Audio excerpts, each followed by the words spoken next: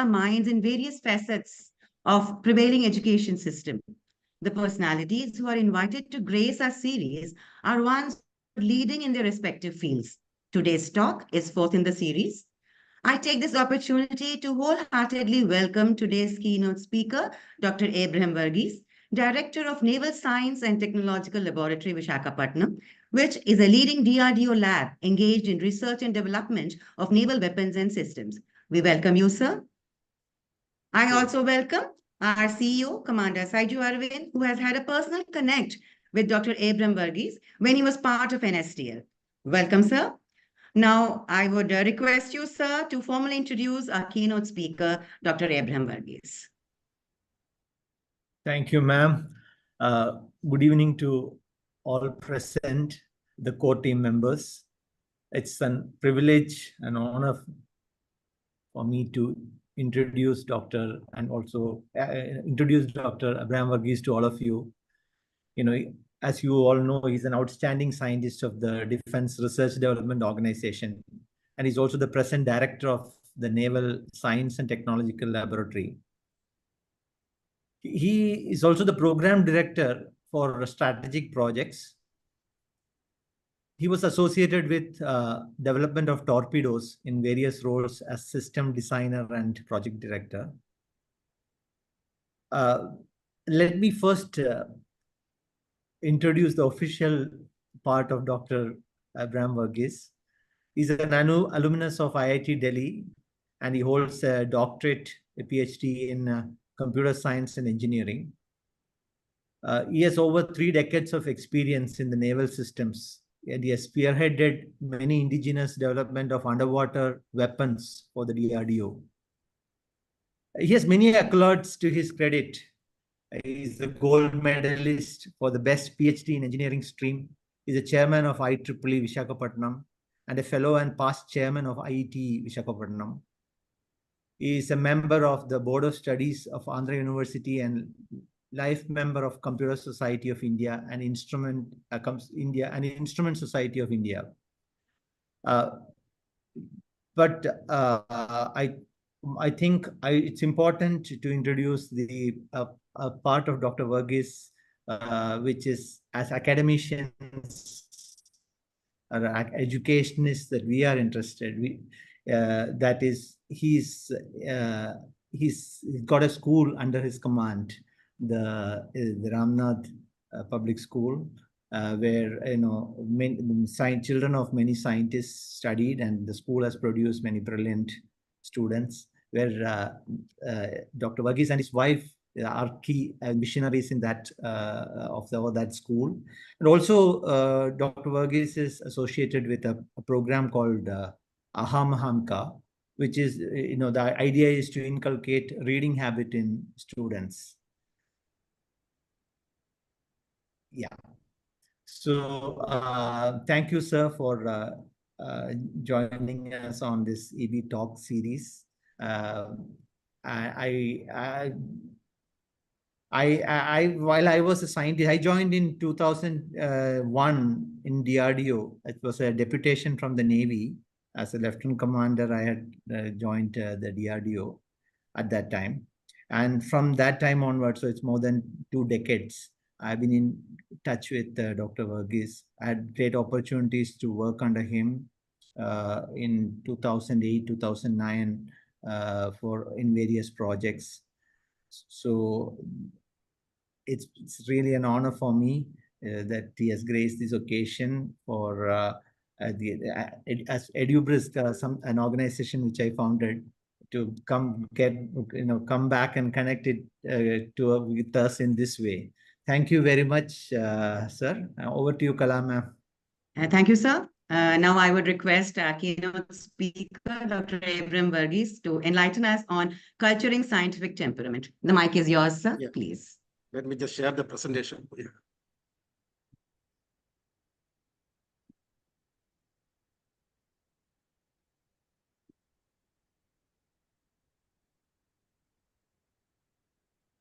Presentation is visible? Yes, it is. Thank you, Saiju, for the kind words. It's quite heartening to be along with him what he has founded and what he has been bringing it up. Saiju, as we know, when he was here, he was a very good academician and also a very good researcher. His passion for the niche things was quite outstanding, and he has done quite a good work. I think in the area of CFD, I think mainly CFD and the simulation, and he has done great work. Somehow subsequently he has moved to a different regime, and I know that he's doing very well there. Thank you, Saiju, for inviting me here. So let me start. As you all know, I'm working with naval systems actually. So last 3 decades I'm working there. I had the opportunity to work with various academicians across India from various IITs, and also various students from MTechs and BTechs from reputed organizations. So what I would like to do is I would like to share some of the my views in how to bring up scientific temper, and maybe we can have an interactive discussion subsequently also. As you all know, the need for scientific temper for successful pursuit of life and understanding of our relevance in the ecosystem has been never a matter of debate. For centuries, the human mind is very keen on the observation about happenings in the immediate environment, its logical analysis of the course of events, and also its interpretation of the cause and effect, and also its curiosity to explore and innovate. This has led the human evolution to such heights which was neither planned or anticipated. Neither the alchemists nor the seekers of elixir of life have been able to get what they wanted. But their desire or their passion or their road to explore the myth and their unlimited curiosity did offer them a number of gifts, which had quite long-lasting value. And also, most of them never knew what was right, but never hesitated to admit or learn from their mistakes.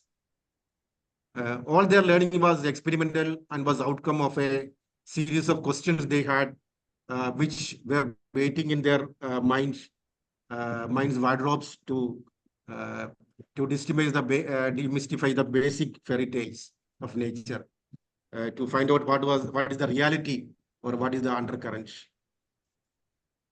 Having said that, the term scientific temper was coined by India's first Prime Minister, Pandit Jawaharlal Nehru, in his book, Discovery of India.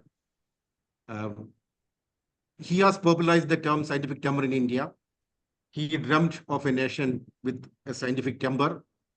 By this, he meant people who would be able to think independently, understand and practice scientific methods in their daily lives, analyze and take informed and calculated decisions rather than taking the sentiments at their face value and avoid simplistic reasoning.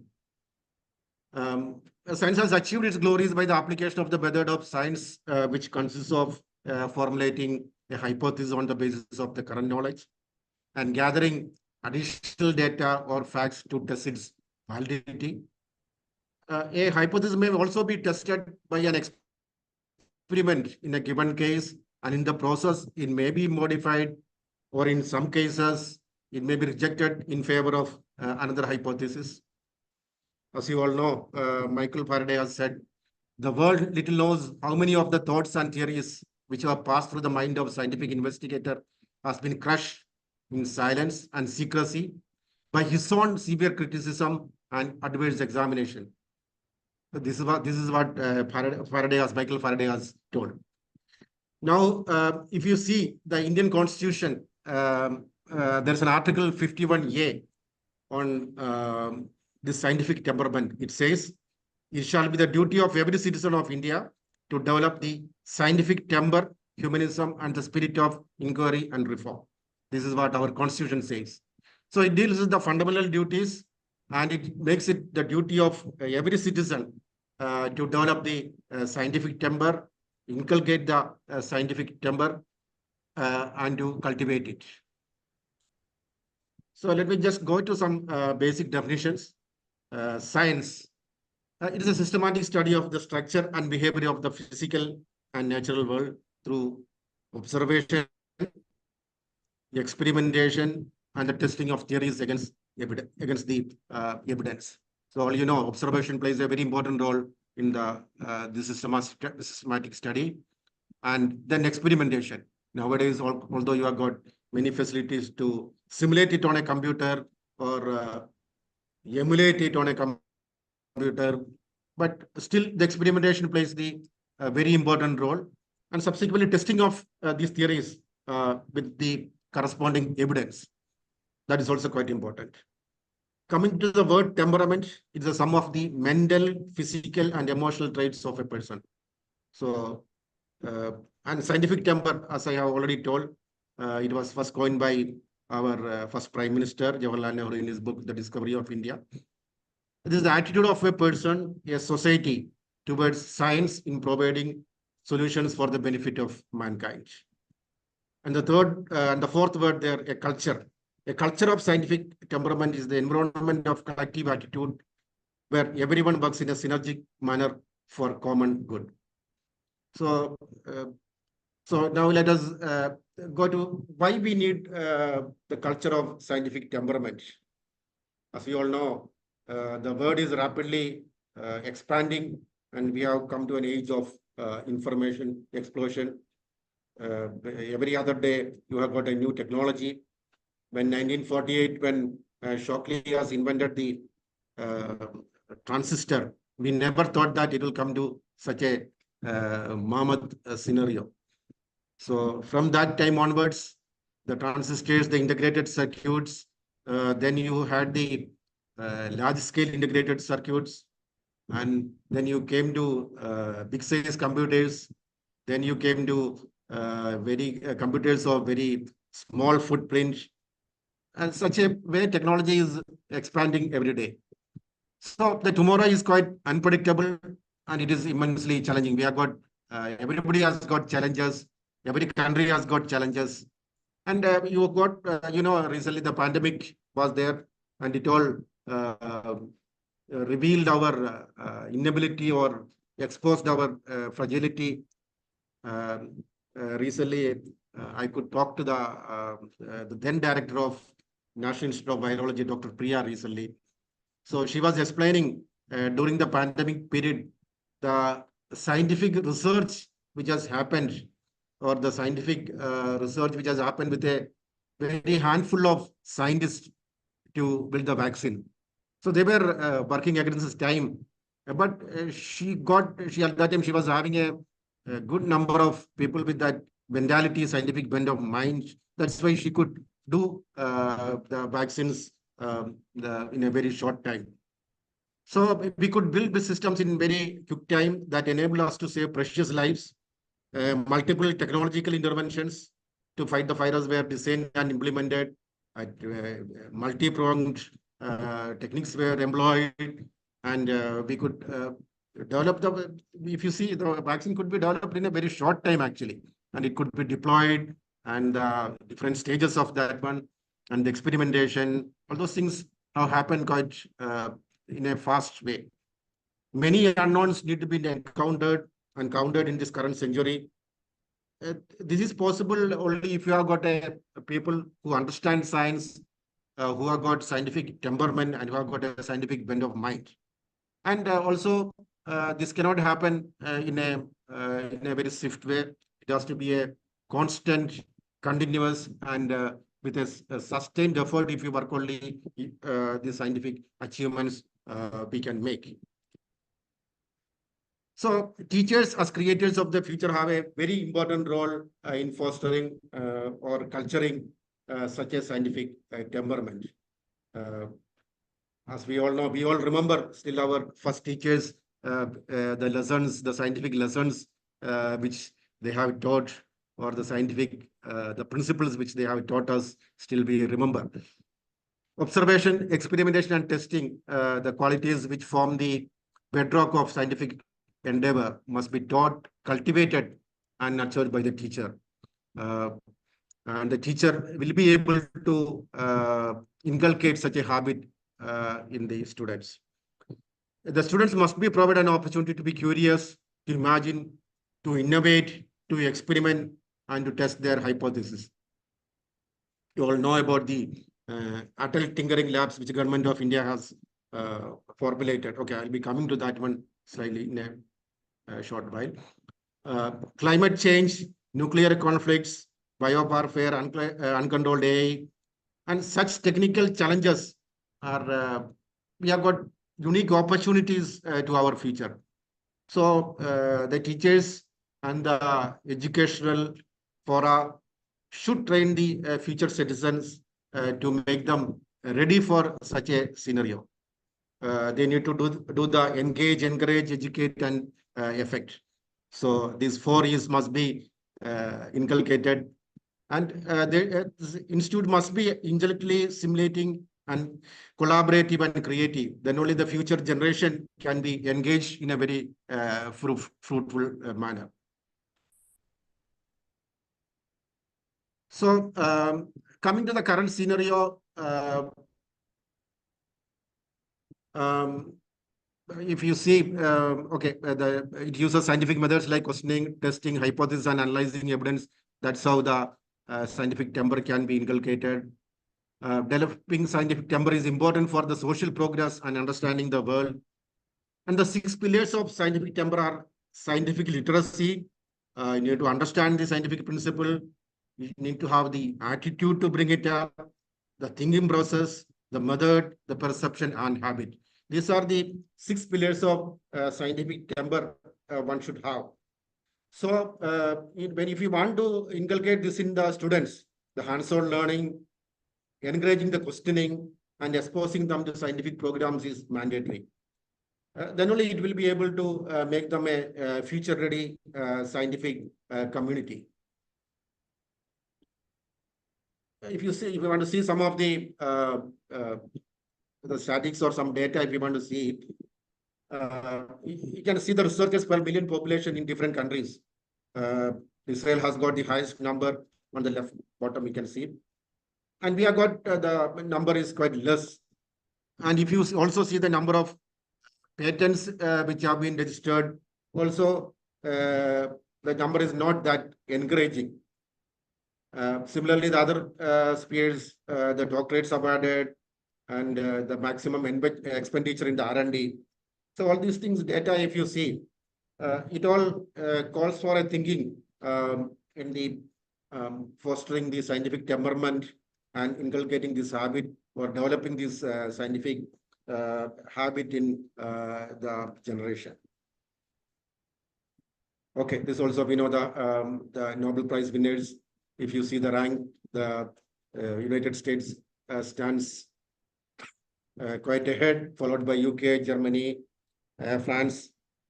So this all indicate that these countries are able to encourage the scientific development, or they are able to put people in the key scientific areas, and children also, or students are also able to go to that scientific research, and they are able to follow it up. So a few points which we can think is that the last few decades, we all believe in what you call the ready-made knowledge. So earlier we used to read textbooks fully, but then we all started believing in ready recognize the books which can give the ready-made things to us, so that we'll be able to do the exams in a very, very effective manner. And also the wisdom of the elders, the reproduce the wisdom of elders.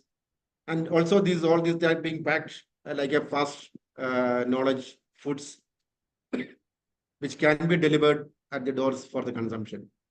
So everything is moving in a swift way. The competition is high.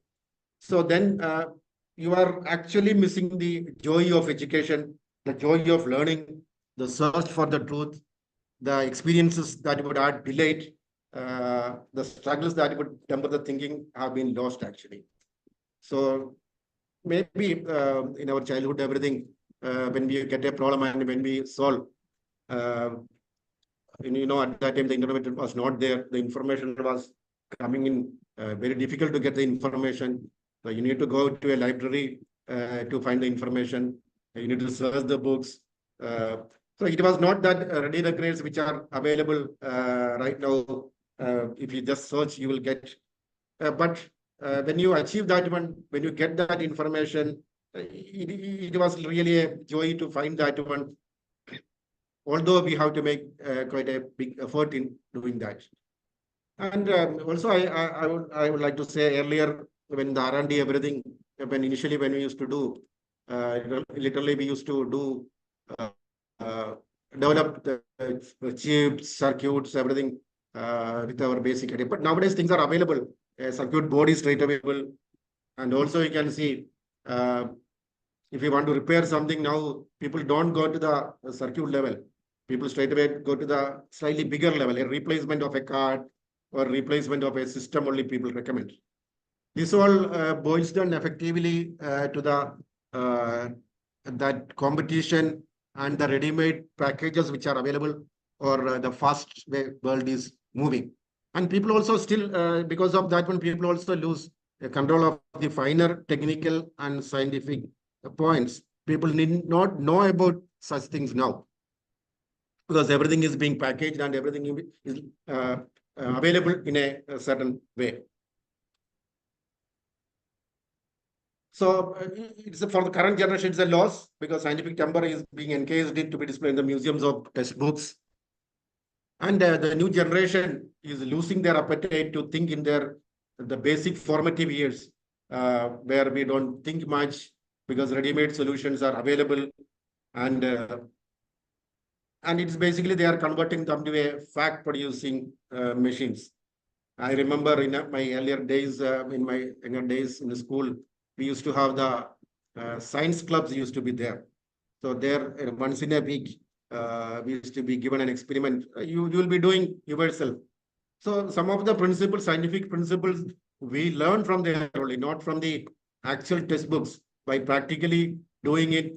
And still we remember those experiments the hard way. We have learned some of the basic scientific principles, which even in physics, in chemistry and biology, all these places, all these subjects where we have learned these principles in a by learning in a very hard way, by doing the experiments. And similarly, electronics experiments we used to do. So, sorry. So we used to do the experiments and then we used to learn this thing in a very hard way. Just 1 minute.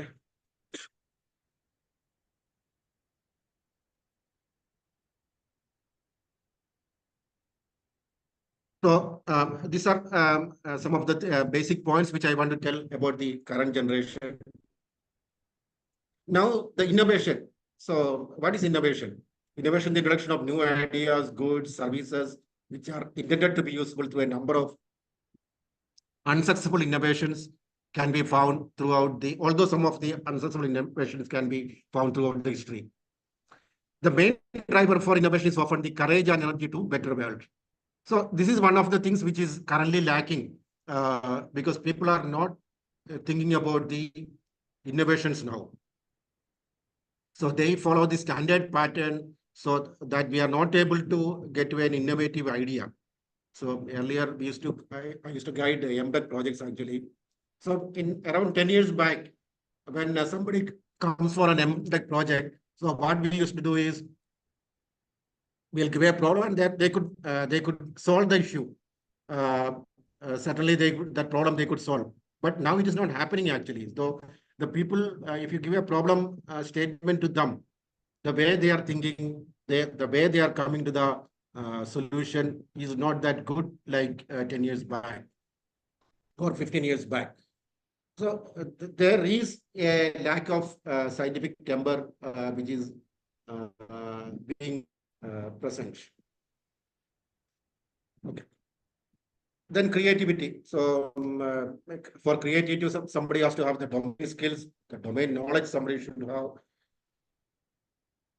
Then also the creative thinking skills. Creative thinking skills include seeking novelty and diversity, intrinsic motivation, one should have first the domain knowledge, then only one can be creative. Second, you need to be able to think a novelty or innovative idea there you need to think. Thirdly, you should have the self-motivation to think about that.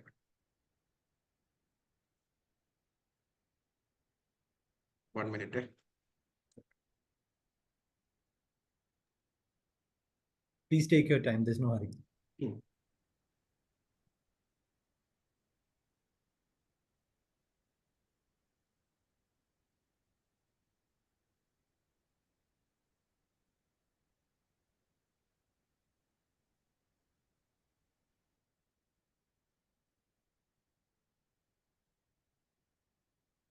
Yeah, generally you are not used to talk this much.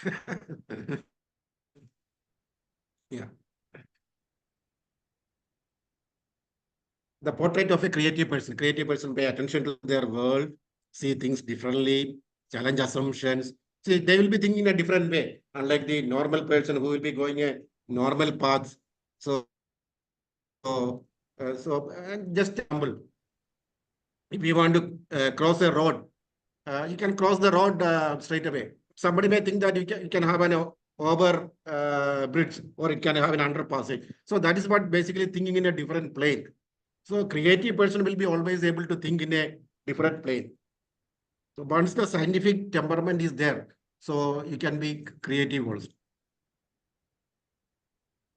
So if you see over the last 200 years, science has formed the foundation of all the human advances, whether it is landing on the moon, the creation of new technologies such as the internet, mobile phones, or improving the life quality, the medical area.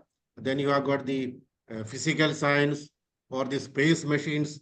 Everywhere the science has formed the foundation and it has done the advancement.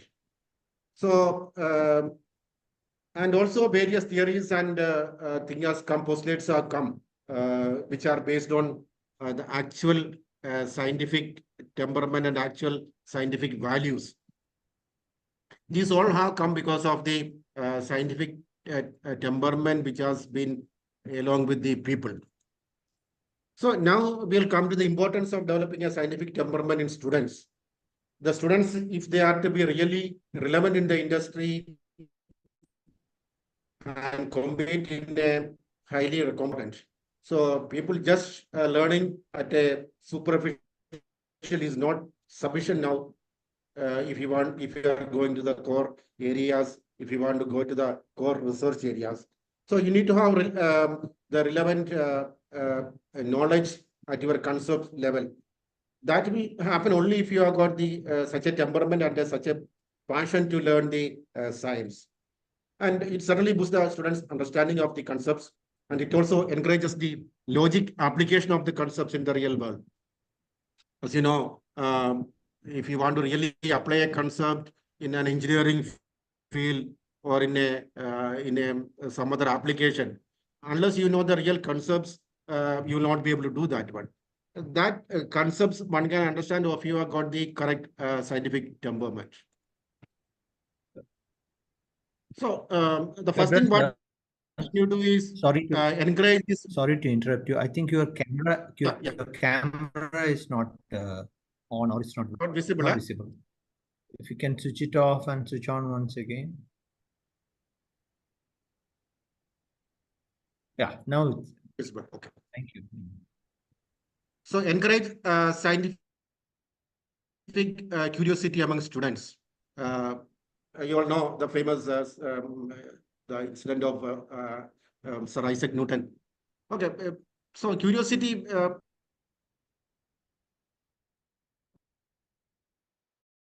makes people to think should be cultivated in students. Then only they will have the ability to think about something, or what is behind this one, or what is cause of this one. Such a idea they will get only if they are encouraged to have the curiosity. So see, that encouragement should be there from the teachers. So you can create scenarios where they will create such curiosities. Yeah, the same thing. We all know the Archimedes principle, how Archimedes was thinking about that one because he had a real life uh, scenario where he could think about that one. So, we need to encourage them to ask the students more and more questions. So, encourage them to, they will have the natural curiosity that should not be discouraged. So, this will facilitate basically to have more interest in the subject. When they ask questions, they will get answers, and this will enable them to ask more and more questions. And once you get to that habit of asking questions and asking, getting the answers, then that curiosity or that habit will prevail in them when they are learning.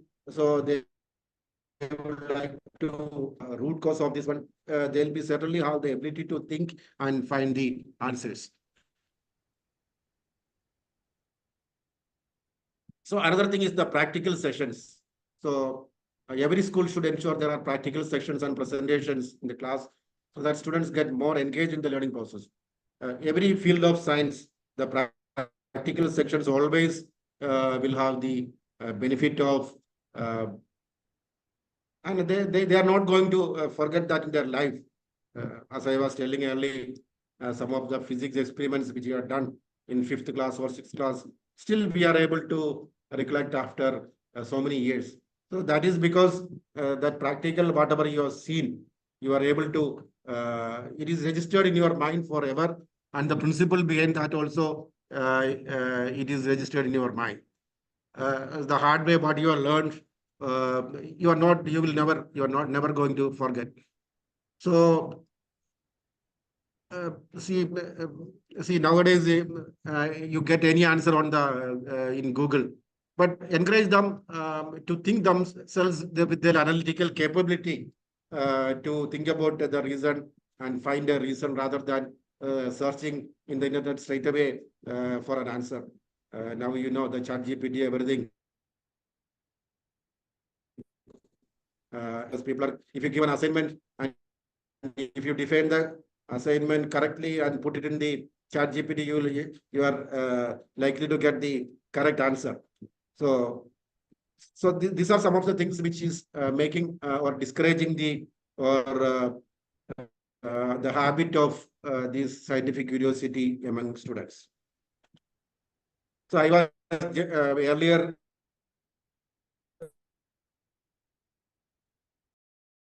mentioning about the tinkering labs. You might have heard about that one, and maybe adult tinkering labs will be there also. So this is one of the adult innovative mission by the government of India to nurture the innovative mindset. So basically they are creating workspace where the children can hand-on, they will be able to do some experiment or sculpt something, or some hand-on activities they can do. And it is a flexible environment, so people or children will be able to learn themselves. To empower our youth, the aim basically empower is our youth for the design thinking and collaboration and ethical leadership. And you should have the future generation with the innovative ideas, and this you should have the proper knowledge management, and they should be able to learn these things. So several schools have established what you call the ATL, the adult tinkering labs, which they are effectively using for learning the or inculcating these practical lessons in the students. So science exhibitions also play a major role.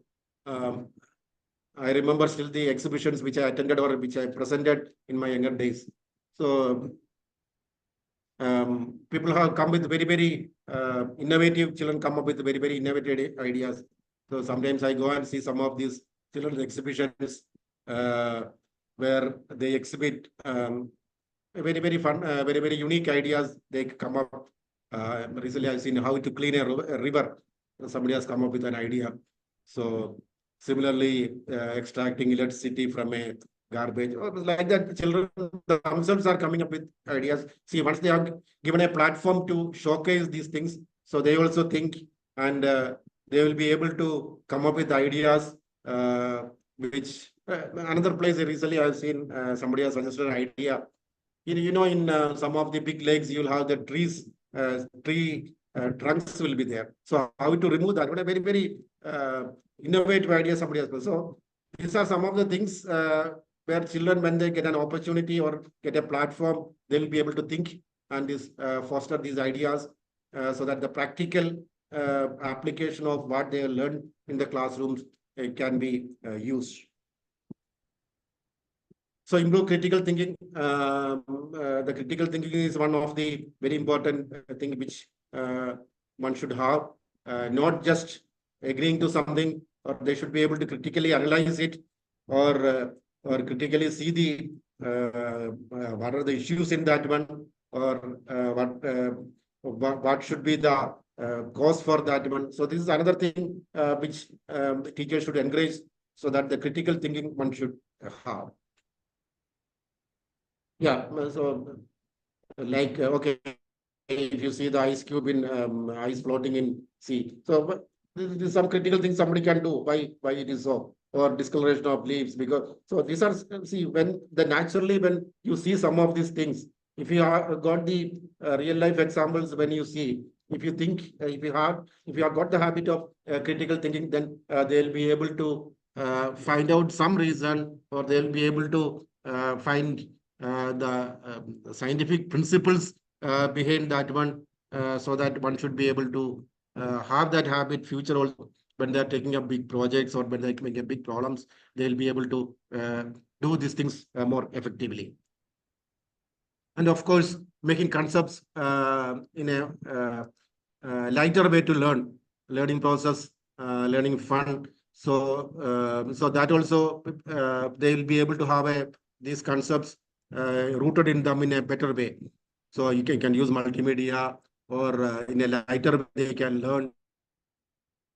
So this is going to get into them and be there for quite some time. Yeah, also scientific thinking can be employing a game such as chess or Sudoku that will improve their logical and strategic skills.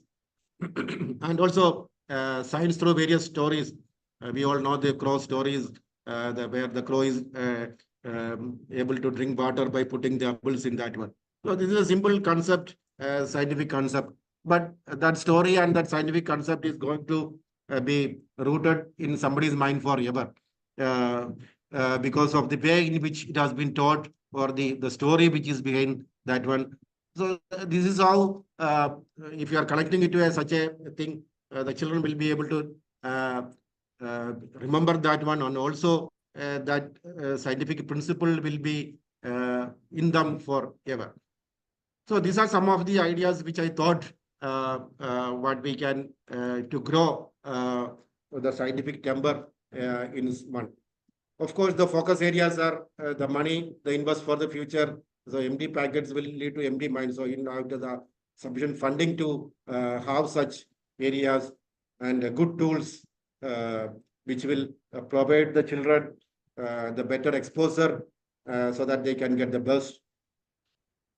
Lead to the develop leaders, motivate, and be role models. So sustain the the beginner's mindset. The beginner's mindset you can be effectively use and ascend and allow to see beyond.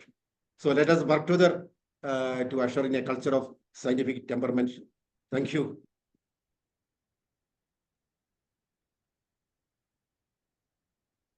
Do we have time for a few questions? Kalama, we can take. Yeah, yeah. Thank you so much, sir. Any of our friends, my colleagues from EB, would you like to ask, sir? It's been an honor to hear from him. He's told us so many things. I think we do follow a few of what he's told, but we definitely need to work more. And is you would like to ask, sir? Yes, Yes. I was just thinking that I don't remember exactly in 2008 or 2006. So Dr. Kalam had proposed this idea Yes. that we should go to, scientists should go to schools and. Schools, yeah. I We do that one. Actually, we go to some of the nearby schools and we some small projects we do that we have done.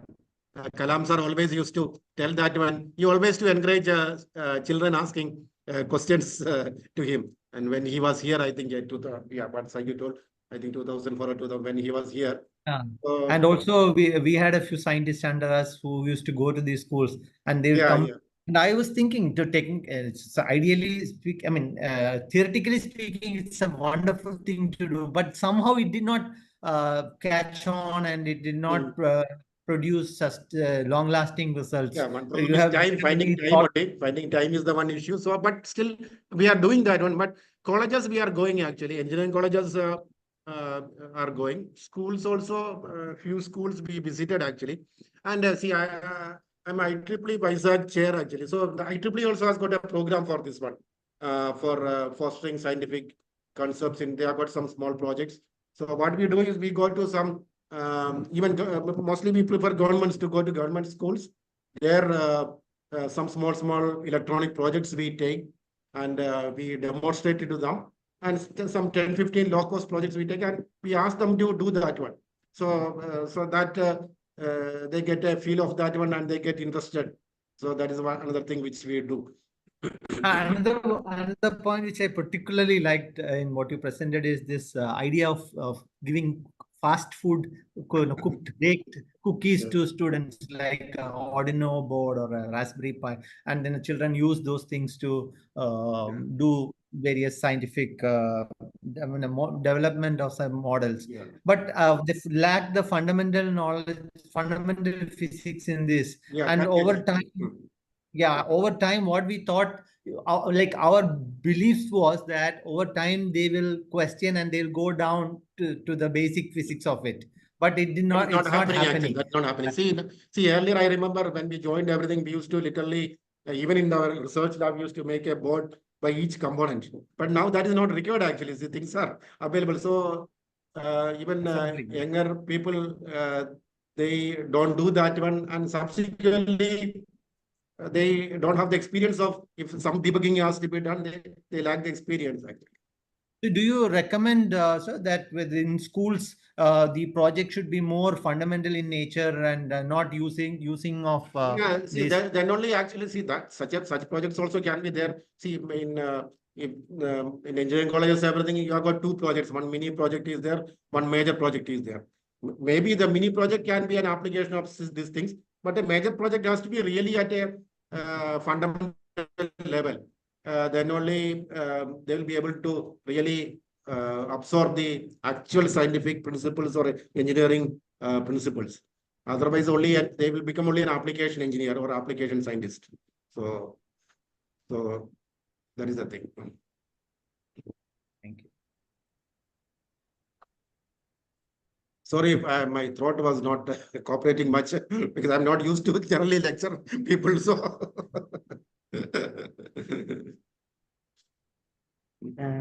Thank you so much, sir, for taking out time from a busy schedule to speak to us.